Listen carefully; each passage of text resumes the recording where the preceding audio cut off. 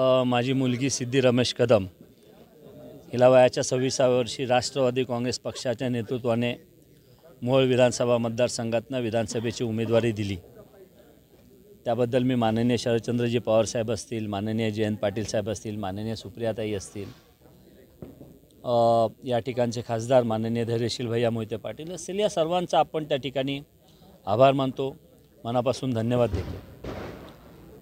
धमकी देण्यात आली होती तुम्हाला काहीतरी समजतंय? पोलीस स्टेशनला तुम्ही धाव घेतली? नाही, ठीक आहे। आता काही दिवसापूर्वी जे मोहोळचं माझे जनसंपर्क कार्यालय त्या कार्यालयामध्ये काही 2 इसम आले होते आणि 2 इसम त्या ठिकाणी अर्धा एक तास बसले होते।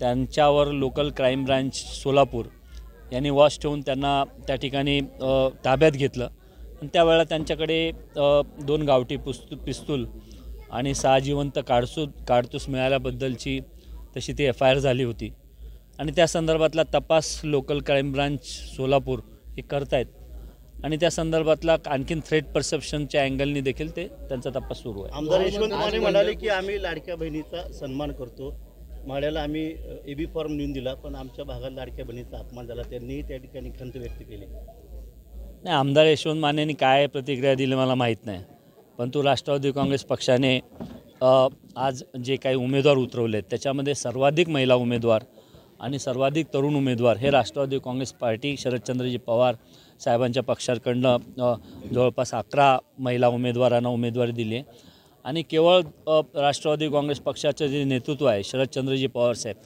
ते बोलत नाही तर त्यांच्या कृतीमध्ये देखील महिलांना सन्मान दिल्याचं दिसून येतं आहे। त्या दृष्टीने महिलांचा मान सन्मान या पक्षामध्ये राखला जातो आहे। आज पंढरपूर शहरामध्ये मैत्रीपूर्ण लढत होत आहे, काय कशा प्रकारे पाहता येईल?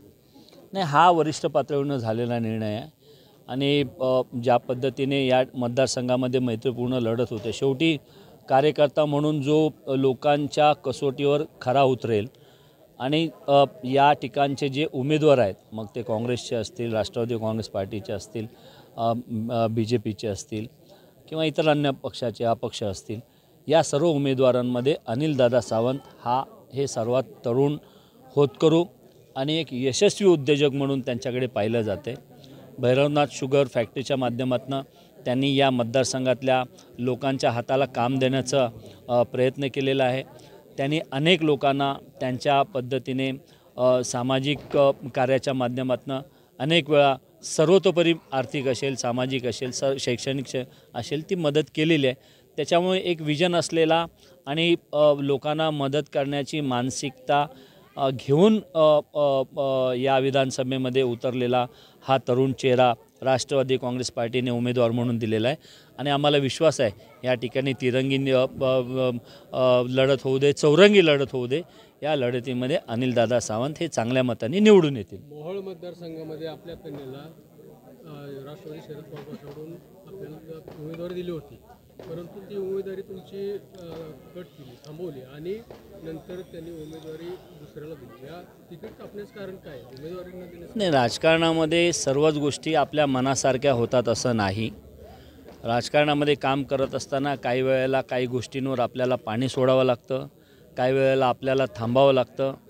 राष्ट्रवादी काँग्रेस पक्षाने शरदचंद्रजी पवार साहेबांकडून सिद्धीला उमेदवारी मिळाली होती, पुन्हा पक्षाने ती थांबवली, पुन्हा भविष्यामध्ये मी असेल, सिद्धी असेल, आम्ही या राष्ट्रवादी काँग्रेस पक्षाचं इमानीद्वारे काम करत आहोत, करत राहणार आहोत आणि भविष्यामध्ये पुन्हा कधीतरी आणखीनही राजकारणामध्ये संधी मिळेल।